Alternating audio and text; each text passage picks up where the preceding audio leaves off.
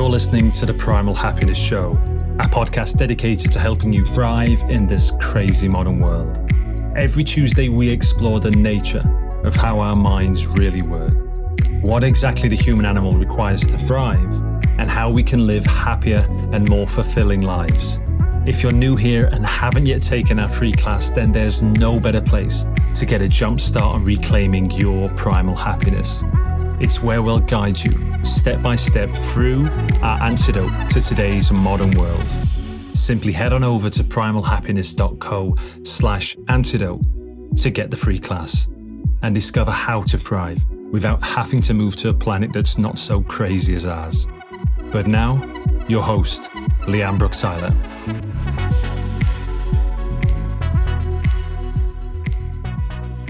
Hello, my beautiful people. A huge warm welcome back to the show.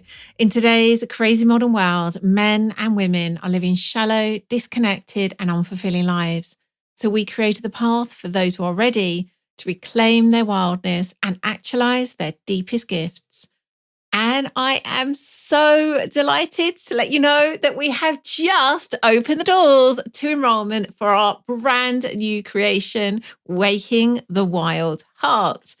This is a journey into the wild, soulful depths of intimacy, love, and polarity, and it's for both individuals and couples. This is for you if you are either already in a relationship and are ready to create more juicy, fulfilling, and loving intimacy with your partner, or you're currently single and are ready to create a relationship of this kind. Together, we will free you from the conditioning that's keeping you closed and awaken you to the wildness of your heart, empowering you to express your desire and passion and enable you to open as love. We can measure the extent we're living fully by how open our hearts are. Living fully is living with an open heart. Are you ready to live fully? We begin on Thursday, the 3rd of September. There will be limited places, and as ever, I suspect they're going to get snapped up fast. So if you're feeling this is for you, go and claim your place now at primalhappiness.co/WTWH. One of the questions I've had is whether there's going to be men taking part. And yes, absolutely. This is for both men and women. And we've already had a couple of places go, and one of them is to a man. So if you're a man and you're interested, you're going to be in very good company. Come join us.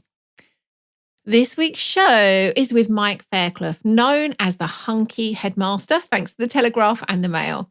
He's an advocate of conservative educational values such as good discipline, high standards and respect, and yet has many hippie vibes about him too.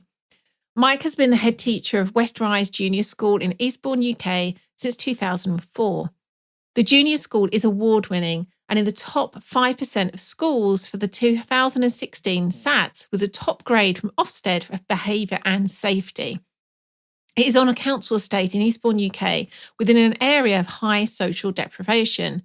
It is on the edge of marshland, which the school runs as a farm, with animals such as water buffalo and bees on it, all of which the school own and care for. The field of positive psychology and character education underpin the work of the school. The story behind this unusual school is revealed in his book, Playing with Fire, Embracing Risk and Danger in Schools. The book explains that the UK National Health and Safety Executive and Ofsted want children to do risky and dangerous activities, from playing with conkers and throwing snowballs to firing rifles and lighting fires. Most teachers and parents are currently unaware of this. His forthcoming second book, Wild Thing, Embracing Childhood Traits for a Happier, More Carefree Life, is a self-help book for adults and is out later this year. In this show, we spoke about how parents can embrace the philosophy of adventure, risk and play in our own lives and those of our children, and how this can still happen within the current context of the changes brought about by the coronavirus. As a parent of school-aged children myself, I found this such a reassuring and helpful episode. I really hope you do too. Hello, Mike. Welcome to the show. Thank you. Thank you very much for inviting me on. Oh, you are so welcome. And we were just saying, this feels like perfect timing. I was just, I feel like, honestly, I could have interviewed you at any point and your message and your work would be absolutely lapped up by my listenership. But I was just thinking before we started recording, oh my goodness, like right now, this is needed more than ever. And we kind of almost dived into the conversation, didn't we, before we started recording? And so feel free, you were just mentioning something I'd seen, which was the kind of guidelines for going back. So feel free to just pick up from there, because I think that illustrates the necessity of this right now. Yeah. So we'd sorted out the logistics of this, of communicating, and within 3 seconds or 4 seconds, made the point about how things are very different at the moment with regards to the world of education, and what things might look like in September. And yesterday, there were two messages that came out yesterday. One was incredibly positive, and the other one was a little bit sort of something to think about, basically. The positive one was a statement from the Secretary of State for Education, Gavin Williamson, saying that during the summer holidays, he would like all teachers to take a rest and to recharge, they're his words, ready for September, which I felt was, and I've been quite sort of, I haven't been his biggest fan whilst he's been in this position, but for him to say something like that was really good, and I just went straight onto Twitter and I gave gratitude for that, because I think that was really good. So I want to capitalise on the positive things, and we need that within the profession. So do children. Yes. Yeah.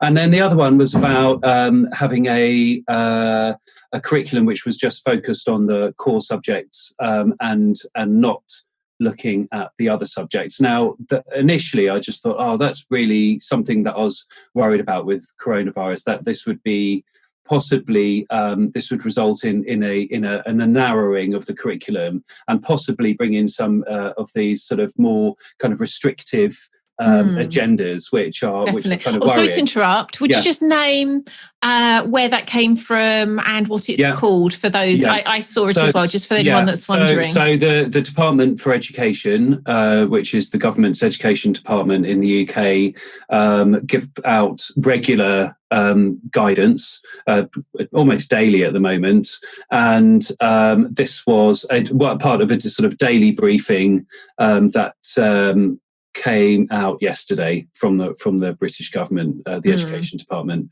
Thank you.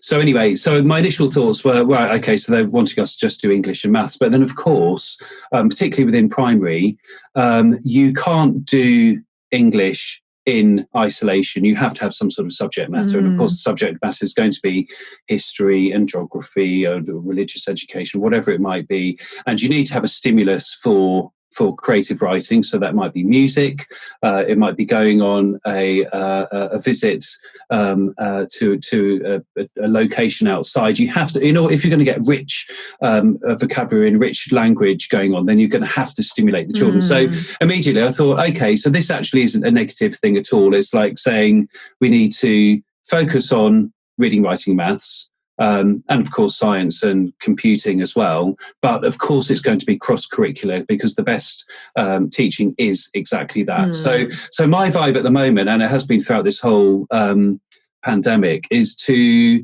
and I feel like I go across the whole spectrum from feeling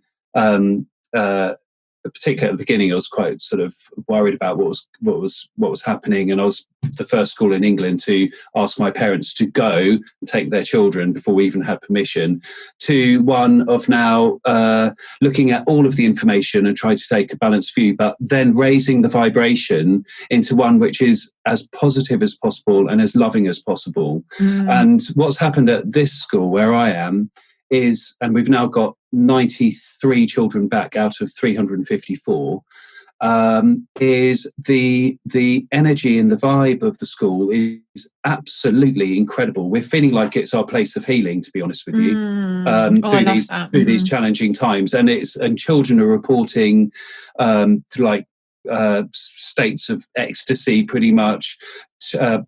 Teachers who are dealing not just with a return to work and the pandemic, but also things in their own personal lives, because of course everything's been amplified at the moment, we're finding that this place and the land that we're on is a source of very, very deep, very great healing. It's incredible.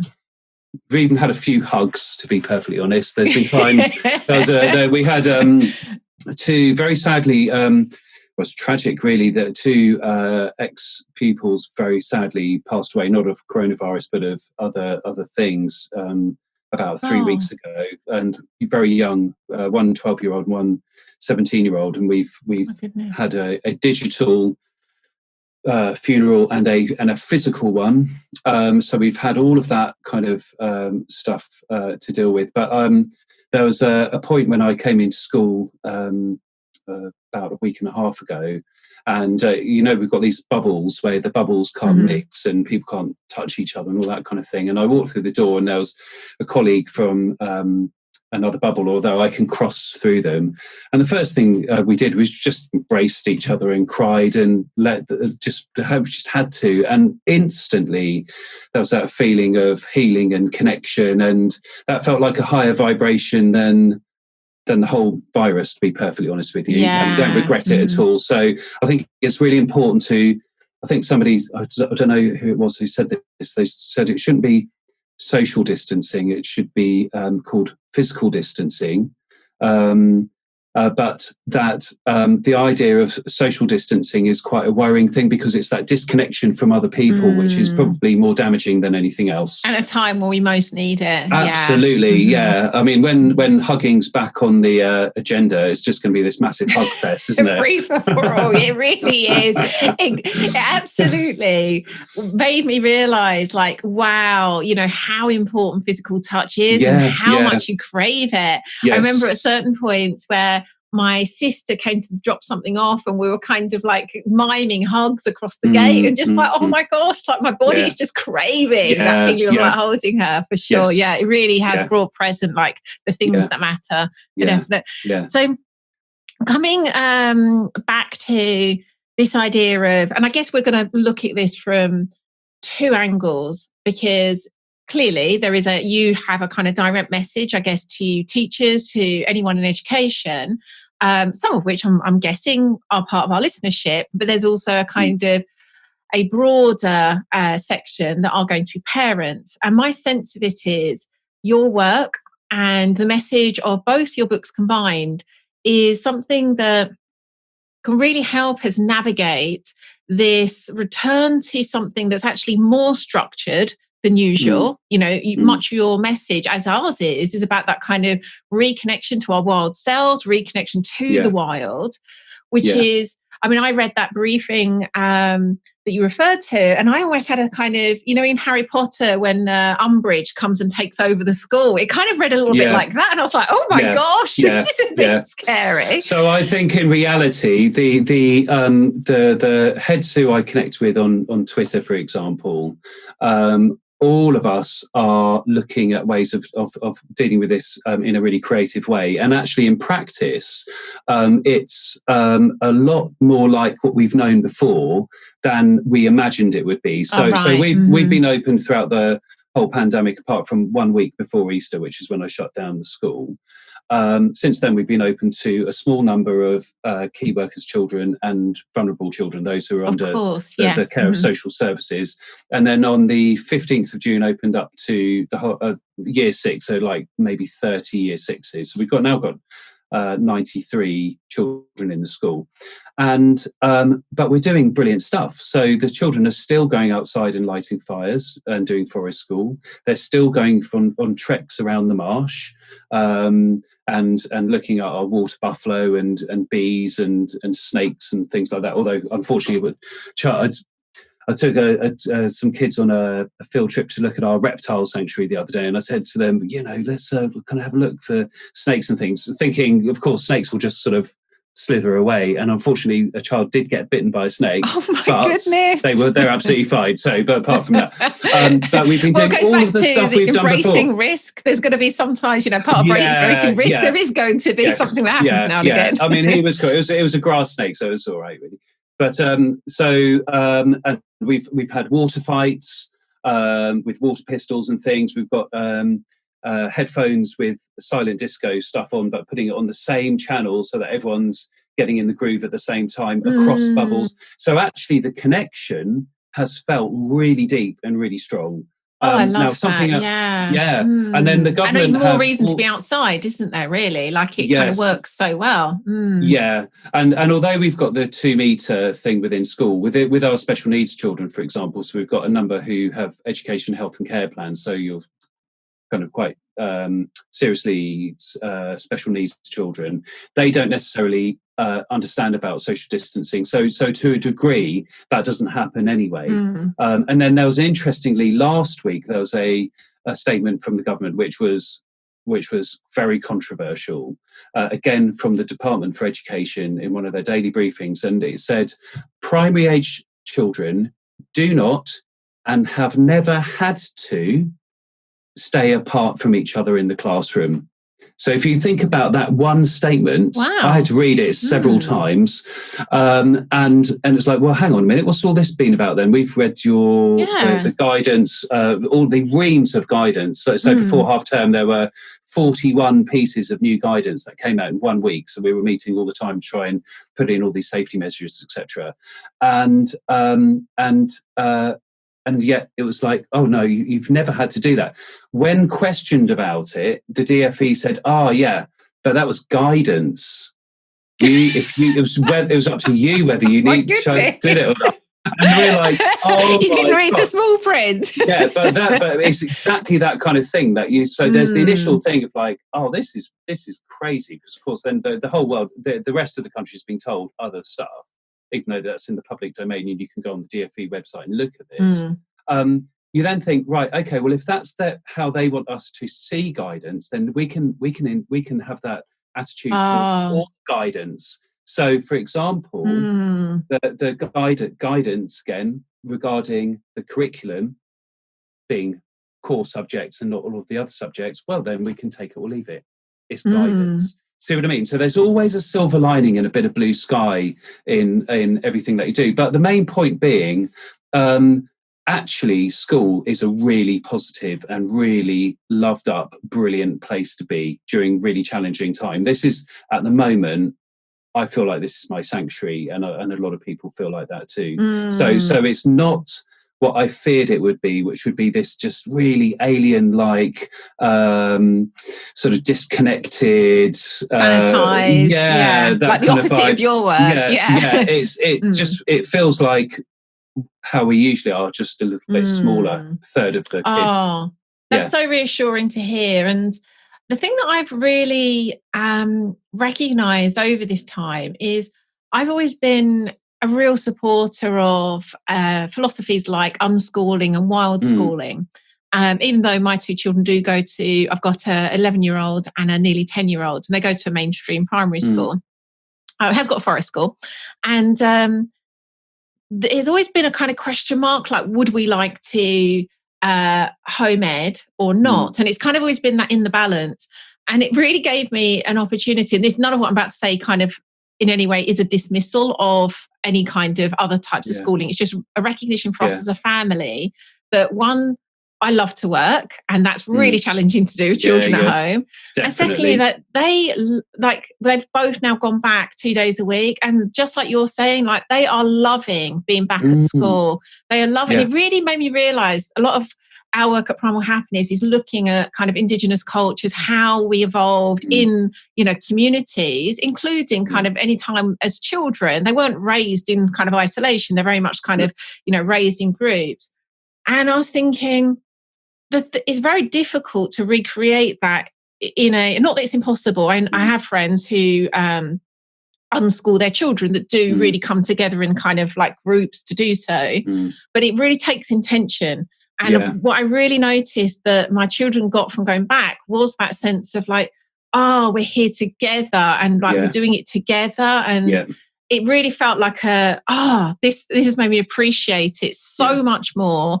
And just like you're saying, it felt we were thinking, oh, this is going to be so difficult for them to go back to this kind of really sanitized, structured environment. And they both came back and said, didn't really feel that different. No, really lovely to see my friends and teachers. And it was such a surprise. yeah, exactly.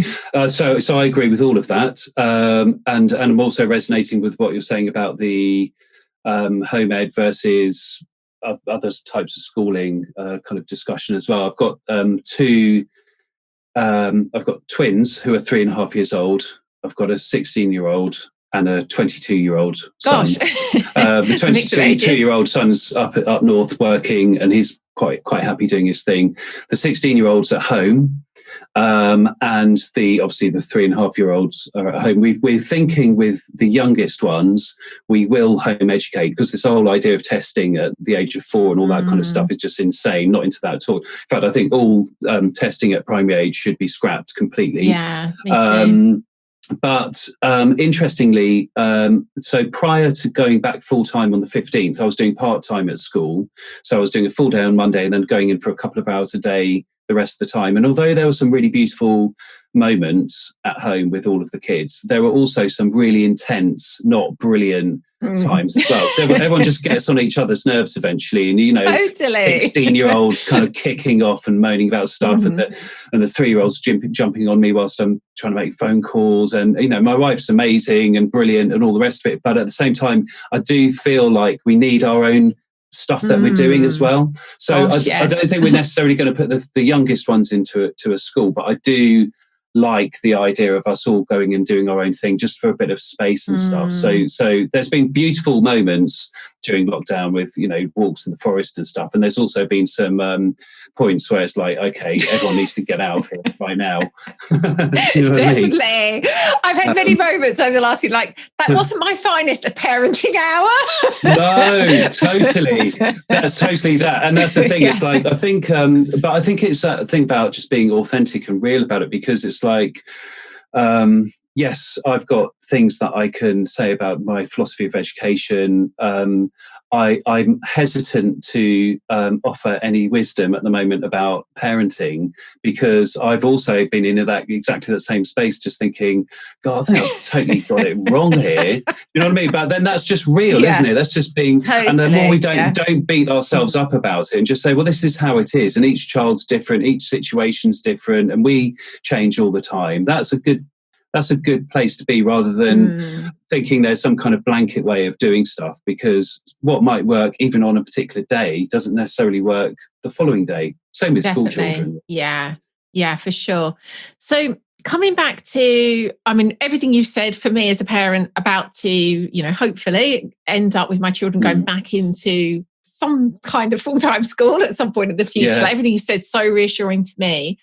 In between, it seems as though it could take a while for us to get to that point where they're back in full-time school. So my son's going to start secondary school in September, and then my daughter will be entering year 6. And from what I understand, it's unlikely to be full-time for some time. Who knows? Well, I don't know, because they've said that they're not in favour of rotas. The government said that they want all primary and secondary school children to return in September, all of them. I think, to be honest with you, I think that it will be, they'll just say crack on and do it.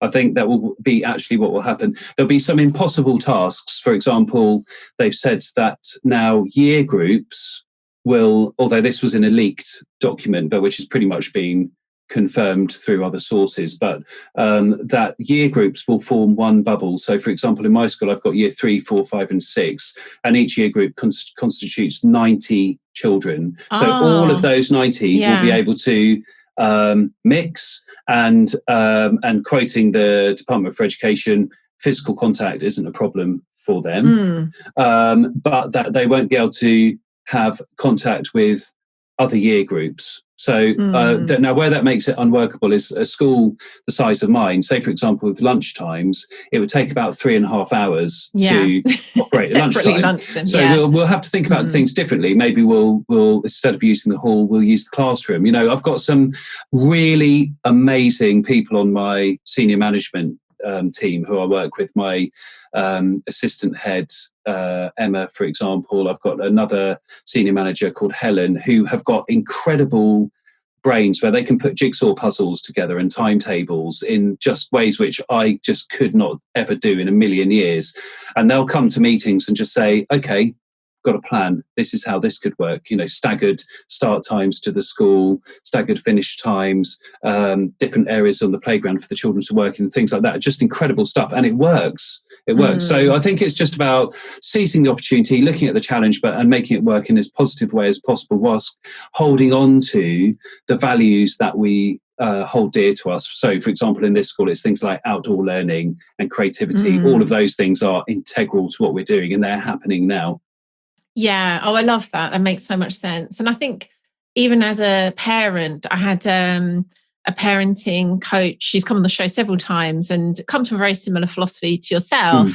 And right at the start of the pandemic, we were talking about just getting through the next few months and really returning to that idea of whether you call it your vision or your values, but recognizing what that looks like is likely to change. But if we keep coming back to what is the deeper place we're coming from? What is it we really want to create? You find a way of that happening. Yeah. Well, for me, so all of the stuff that I've written about and facilitated within the school for years and years and years,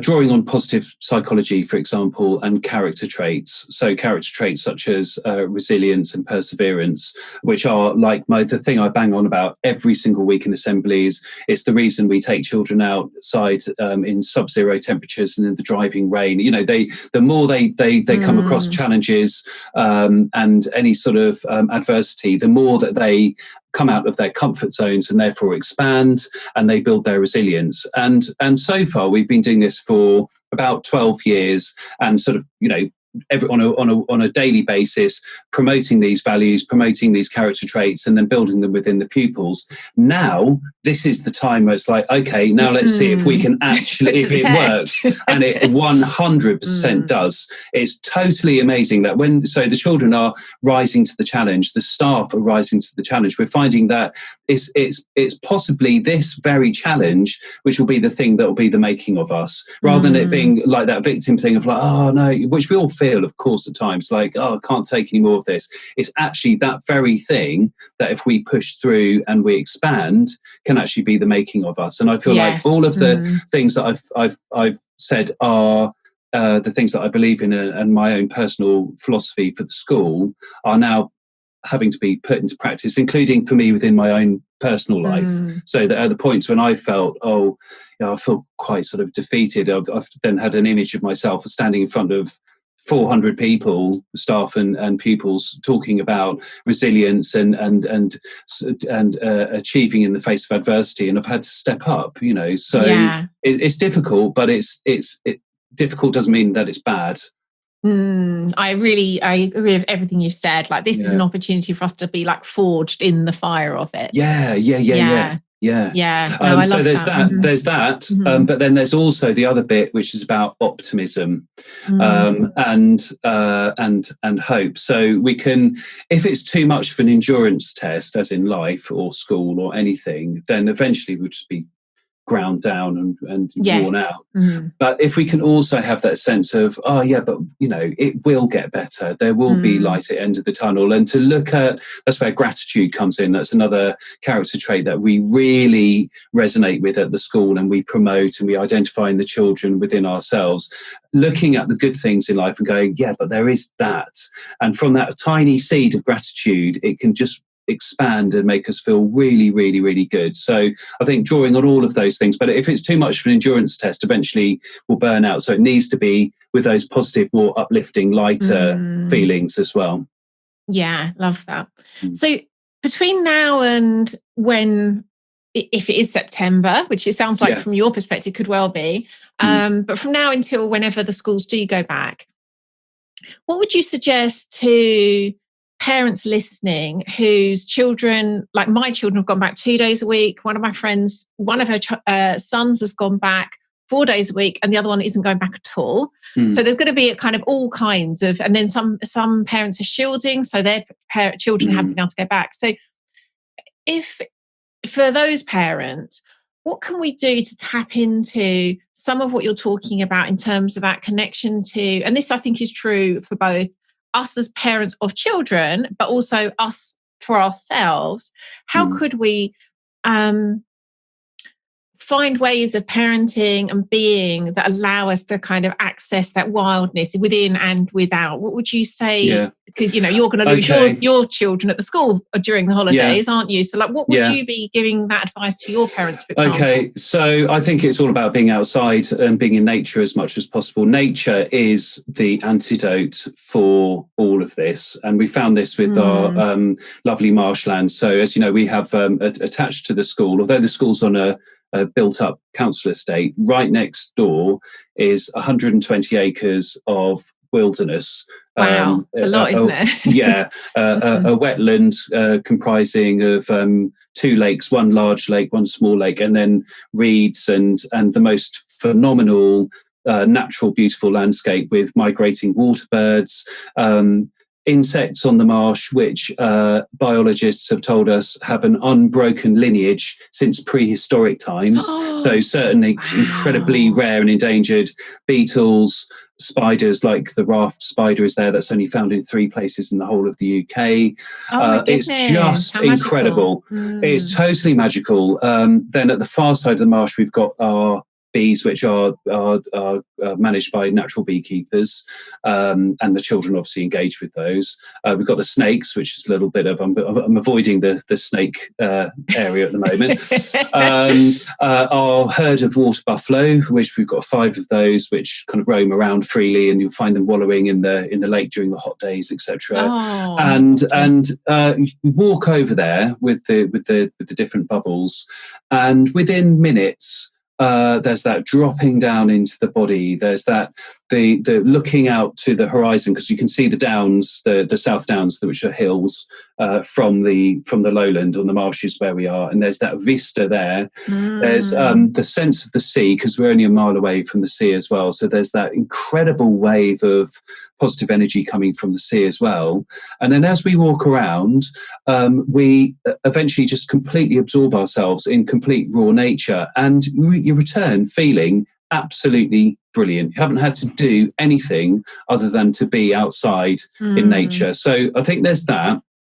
It's not always possible for people to do that. And one of the biggest obstacles, of course, is our own mindset, which is to do with, I haven't got time, I'll do it tomorrow, which we all have that. It's like, that's all great, but like, I'm doing loads of stuff every day. It's just ram-packed. You've got to sort out the kids, all that kind of thing.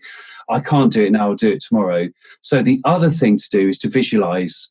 So and we've been doing it with the children at school, as well as taking them out onto the land. We've been doing visualization. So closing our eyes and just imagining ourselves in a really, really tranquil, beautiful place. Now, it might be the sort of the typical scene of a beach. Nothing wrong with that, but that the sun soaking us in its beautiful rays, our toes sinking into the sand, the sound of the waves. Instantly, there's that kind of just completely beautiful, calming sense. Or we might imagine ourselves on top of a mountain, looking out to the blue horizon, or in an ancient forest with the smell of the moss and the leaves and so on. And I think if we can tune ourselves, if we can't physically go out, or we can, but we can't always. Then visualize, which we can do anywhere, anytime, then that gets us into a much better space, which is then transferable to anyone else we have a connection with. So I think, back to your question with regards to children, and I'm hesitant to offer any parenting advice for the reason I said before. I mean, there are times when I'm like, this is just mad. I don't know what I'm doing. I've got 4 kids. I've got a school of 354 children, and I do not know what I'm doing. So I'm hesitant to be a kind of authoritative voice in this respect, but I can talk from personal experience. And I think that tuning into that calm space is a really good space to then engage with others on, whoever they might be. Yeah. Oh, I love that. So there's a couple of things that came up when I was hearing you say that. Firstly is, I think I really agree with you about the biggest obstacle really is our own mind. And I see this so much in my own work. If, for example, I'm taking a group of women through practices to come back into their body and connect to the wild, how the difference will be whether they've really committed to that as being their vision. Like how important they've made that is directly related to whether they'll make it happen. It's not going to happen on its own. Like we really do have to see that as a priority, like something that is important, as important as kind of being on the hamster wheel and paying the bills. Yes. But I really agree. Like there is a point where we have to say, actually, I want things to be different and I commit to that vision. And therefore that makes it, you know, I have to make sure I get out and I don't know, get into nature, whatever the thing is. The other thing is I love what you talked about the guided visualizations. I sometimes take groups through similar kind of visualizations. And I was thinking, how wonderful to grow as children with that kind of, like, this is so inherent to humans, isn't it? That beautiful, creative imagination we have, and to kind of allow that to grow with them. Yes. And so this isn't something they're suddenly like thrown back into as adults, because that can sometimes get in the way if we haven't. And then as adults, we've got a lot of like stuff that gets in the way of us being able to go in. Yeah. I love that. Yeah. So that's my second book that I've written, but I actually don't know when it's going to be published because of COVID-19, and it's being published. So it's been published by Hay House India, but India's had some sort of other spike, and the bookshops haven't opened fully, and the press, the way they do the printing and stuff aren't open at all. So there's it's kind of like endless sort of thing, but it doesn't really matter. We can still talk about the concept, and it's all about adults embracing the childhood traits for a happier and more carefree existence. And I noticed, like, when you within a school, when you open the school doors, the playground doors, the children go out to the playground, instantly they're in this heightened state of happiness. And it's not just happiness, it's also euphoria, the state of flow, all of these incredible things. Super fluidity is another one I've looked into, where they're just like, whoa, really? And at the root of that is imagination. Because, of course, what they'll do is, out of, like, as we know with our own children, they can have absolutely nothing around them, and instantly they'll be creating worlds out of thin air, and they'll be becoming different characters, which they can change in an instant. They can make up rules for a game again, which will evolve organically as they go along. And you look at that and you just think, well, they're just like totally in the moment and really loving the vibe and embracing the energy of play. And I feel like, and I talk about this in the book, as adults, we sometimes in our teenage years, sometimes in our early 20s, it gets sort of drummed out of us, the whole kind of spirit of play and the spirit of adventure, and it's seen as like a waste of time and being trivial or childish, and if you're imagining things, daydreaming, it's like, oh, get your head out of the clouds. Whereas actually it's things like daydreaming, which are absolutely brilliant for working out different scenarios in your head or reframing things from the past. But then, of course, also within that is this idea of embracing the unknown. So children will love to explore hidden places and to go on adventures into areas which are a little bit naughty. I mean, I talk about breaking the rules, which I think is important. It's important to look at the rules that you have. Are they self-imposed rules of a group, rules of another individual? Which ones serve you? Which ones don't? Which ones can you break? What happens if you imagine breaking them? What's the outcome? So looking at all of this stuff that children do so effortlessly, and which we tend to, as adults, will get into a more serious, more pessimistic outlook on life, and just embracing the energy of play and the spirit of adventure. So I think for me personally, you used the word imagination. Imagination is absolutely at the root of everything that we can do to enhance our lives, including when we're outside in nature, because it's generally your kind of thirst for something new and your the idea that there's something to discover that leads you on to the next bit. I've had it a lot recently with my I've got my two twins are called Luna and Star, and they are absolutely lovely little girls, really, really cuddly and loved up and brilliant, and instantly connect me to the love vibe.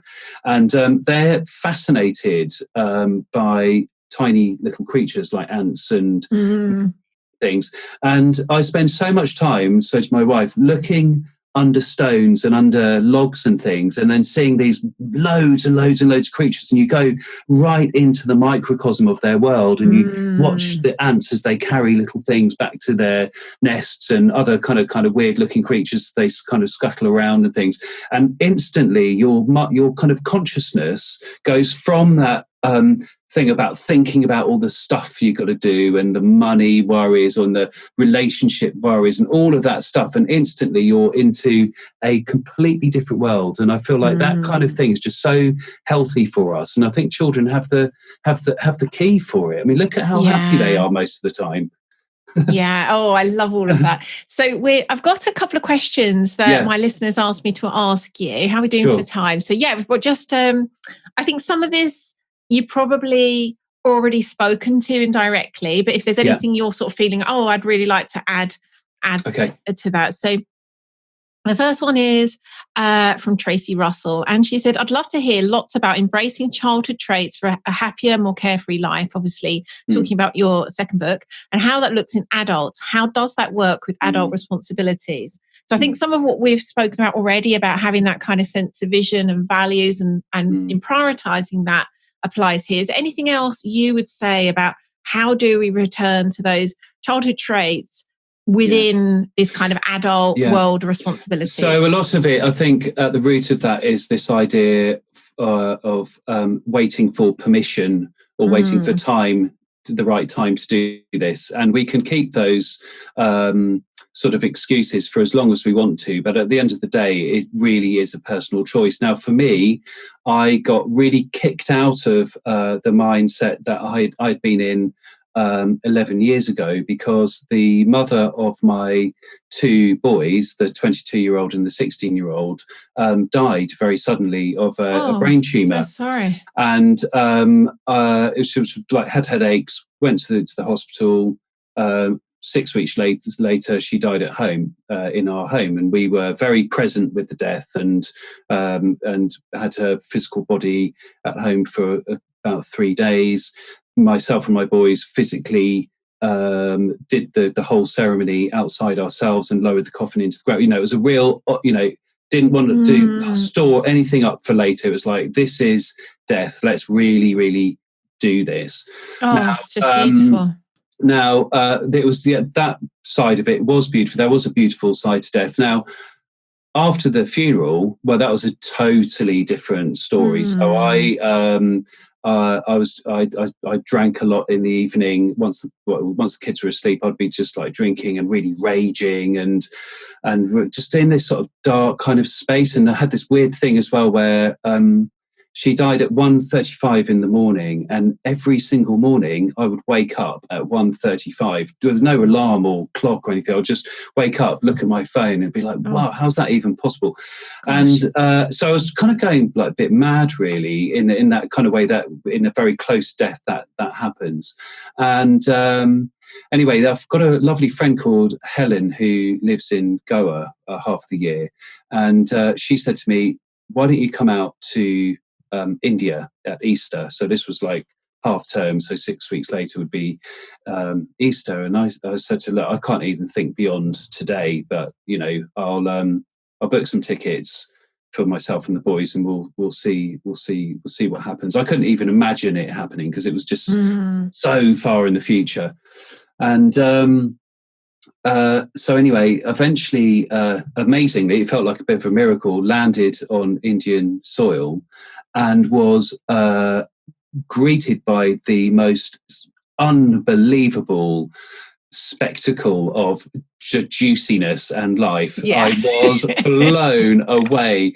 I mean, I could see it now and I can smell it now. It's like the red earth from the iron earth, and these incredibly vibrant palm trees, which are so green and vivid against the turquoise sky. And then this really insanely dangerous driver who Helen had sent to pick us up, who was just like, most of the time he was on his phone and hanging out the window waving at people, and whoa, right through.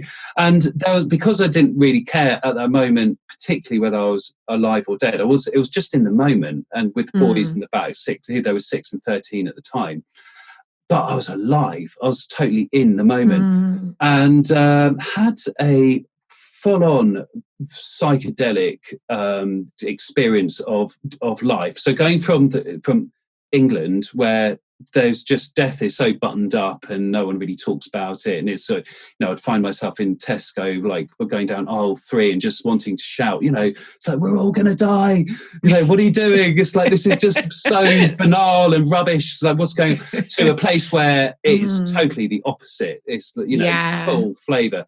And found myself a few days later somehow in a jungle with the boys at a banyan tree, just deep in the jungle, and these like holy men around the banyan tree, and just like loads of like smoke and ritual items and things, just full on energy. And I found myself connecting with the tree in the same way as I'd connected with trees as a child in the Chiltern Hills where I lived.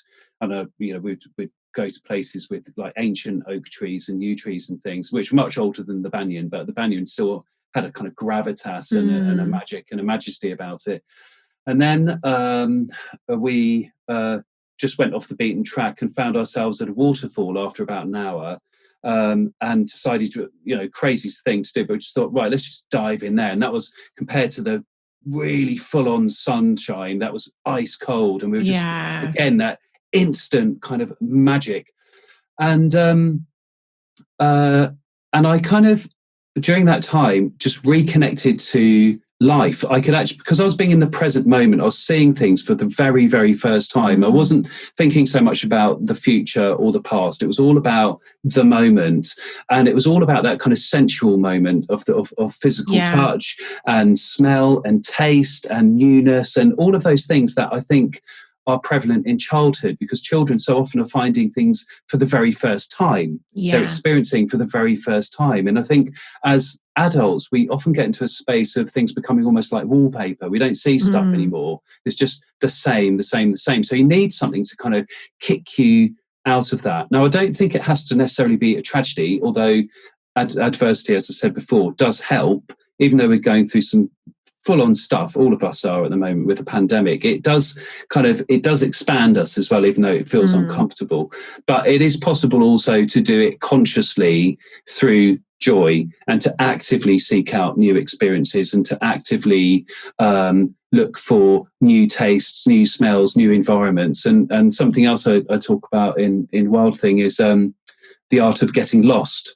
So, for example, when you go to the woods or wherever, some sort of wild place, go off the beaten track and find that space where you go, I'm not quite sure where I am. And there's a real magic that happens there, where you're like suddenly totally in the moment, because you don't know where you are, and you'll think you're not. And if you can just stay with that for a little while and embrace it, some really magical stuff happens, and it's all about the newness of it. And there'll be some other magic that will happen at the same time.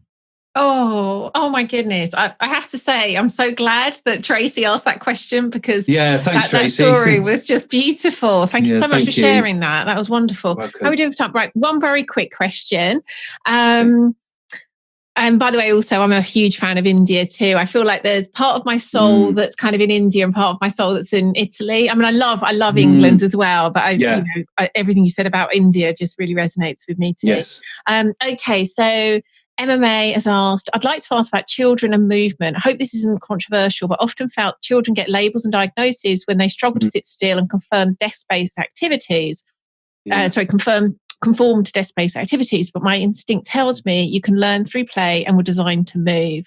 Are those labels attached too readily, and are we missing other ways for them to reach their true potential? In the very little bit of time we got left, I'd love to hear your take on that.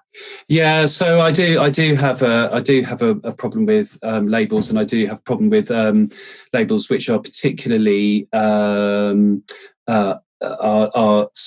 I think are a detriment to children. So, for example, anxiety. I've never heard so many adults and children say that they feel anxious. And I think the more that you focus on anxiety, the more anxious you will feel. So the antidote to anxiety is resilience. And the way that you become more resilient is you have to move out of your comfort zone. Not all of the time, because otherwise you'll burn out, but just sometimes. Yeah. So I agree with that. I have the same attitude towards ASD. So I have got a lot of children, particularly those who are EHCP children, who are really autistic, and they need to have their visual timetables and to know what's happening. I mean, we still take them outside and put them out in sub-zero temperatures and all the rest of it, and they thrive and they totally rise to the challenge. But they are 100% on the spectrum. It is true, though, and this is 100% the case, that you can also pay for a diagnosis for your child, and some people have actually not even necessarily seen the child. They've gone on the word of the parent, and then a child has been labelled, and they're not actually on the spectrum at all. So I do have a bit of a problem about that. I think that it's. It depends then how that's framed, because you could see autism as a really positive thing, which it is, and I think I'm on the spectrum. I'm not diagnosed, but I'm certain I am. But it's when there's the label, and then there's some kind of negative connotations from the people around them. That's the problem. Another child yesterday from CAMS, they said, and he was labelled with ADHD ages ago, and yesterday they said, we think it might not be that, it might be parenting. Well, that's a major, big deal. So now with this guy who is, I love him to bits. He's so brilliant. He's so brilliant. He absolutely cannot stay still. He's dancing, he's moving, and all the rest of it. And that's his natural state of being. He's highly intelligent. He's not reached his full potential at all with regards to any sort of academic side of things, even though he's very, very, very bright, and he could easily be great depth in reading, writing, and maths. His natural state is to move. So as good schools facilitate that. There are times when you say, you need to do your best to keep still. So, for example, we always do the 2-minute silence on the 11th of November. Out of respect for the people who've died during all of the wars and things. So I like all of my kids to act respectfully for 2 minutes and to be still and to finish. There are children who can't do that and wouldn't expect them to, and they're somewhere else. But I think most children can. But then within the school day, if a child whose natural disposition is to move and to kind of fiddle, if they're kept in a box for the entire day, then by the time they get home, they're just going to explode. So it needs to be facilitated. But in terms of the labelling, it can be helpful sometimes. I mean, again, this is all recent stuff. I went to the supermarket last night and bumped into a parent who told me that he had just been diagnosed with ADHD last week. And this guy's 40, and he said, suddenly everything makes sense about how I am as a person. So it's like, that's helped him. But it's what you do with that label. Do you then use it as a cap in terms of what you can do and you can achieve? Or do you see it as like, okay, that's helpful, but actually I'm also capable of limitlessness in terms of my potential, which of course we all are. Yeah. Oh, I love that. Yes. Again, really wonderful question. And I'm really glad we had the opportunity for you to answer that. Thank you so much. Is there anything else that we didn't get into that you really would just feel like, in order to kind of have a sense of this being complete, is there anything else you'd like to share before we go? Right. Well, I suppose it's like I would urge anyone interested in things like character traits to look at positive psychology and the work of Martin Seligman. I think that's worth looking at. That I can never pronounce his name because it's really, really, really, really long. But the psychologist who came up with the psychological concept of flow, that's also worth having a look at on TED Talks. Just write flow TED Talks, and it's all on there. There are two authors who I really want to signpost to people to. One is Bill Lucas, who's a really fabulous writer on educational philosophy, and Richard Gerver, who's a really heart-centered educator, ex-Headteacher, who writes a lot. So I think in terms of like stuff to get into, that's cool. Just to say I think out of all of everything that we've discussed, the bits that I felt, I guess the not resistance to, but the where I've had to feel like I've really had to be on a level with you and honest with you is the parenting side of things, because I think all of us, particularly at the moment, have definitely had some challenges with our kids of different ages, and just to say, it is hard, but I think we will get through it. You know, keep hold of that optimism and that love, get outside, try and tune into the positive vibrations, and also be okay about those times when you're just like, I've totally had enough now. You know, that's totally fine. We're superhuman already. We don't need to beat ourselves up about stuff. Yeah. Oh, thank you so much. That was wonderful. Where can people find out about you and your work and your books? Where's the best place? So Wild Thing, I don't know when that's going to be out, but that'll be on Amazon eventually. I've got a Twitter account, which is just write Mike Fairclough, and it will come up with me on there. On YouTube, there's loads of videos from Channel 4 to Blue Peter to Country File and stuff that we've done, which has been like it's almost like the caricature of me, and you know, and there's sort of like the essence of the school. It's not like that the whole time, but every time the media have turned up, they've been like, right, go on, put on a fur coat, you know, that they and you need to do that to make it sort of like groovy. There's stuff on there. I'd love to connect with anyone who would like to have a chat. My email address is on the school website, which is West Rise Junior School, but it's also mikeF@westrise-jun.e-sussex.sch.uk. And I love connecting with people, and anyone who wants to come over, you're welcome to. And I'd love connecting with projects that people are doing as well. So yeah, let's get together and do some more stuff. Wonderful. Oh, thank you so much. So generous. And this has been a real delight. And again, really, for me personally, as a parent about to send my children back to school, this has been such a gift. I feel so much happier about it. So thank you. Thank you. Well, thank you so much for inviting me on. Thank you very much indeed. What a wonderful episode. Here are my takeaways. This time is an opportunity to be clear on our values and vision and aligning to them, no matter the circumstances. Getting into nature and empowering our imaginations is medicine for all of us, children and adults alike. Lastly, take risks, have adventures, get lost, and throw yourself into life. If you'd like to get the notes and links for everything we spoke about this week, hop on over to the show notes, and they're at primalhappiness.co/episode 288. And as I mentioned at the start of the show, we have just opened enrollment to Waking the Wild Heart. We begin on Thursday, the 3rd of September. There will be limited places. They're likely to go fast. Already some have gone. So if you're feeling this is for you, go and claim your place now. The link for that is primalhappiness.co/WTWH. If you don't want to miss out on next week's episode, head on over to Apple Podcasts, iTunes, Stitcher, or your Android or iOS app of choice. Hit that subscribe button.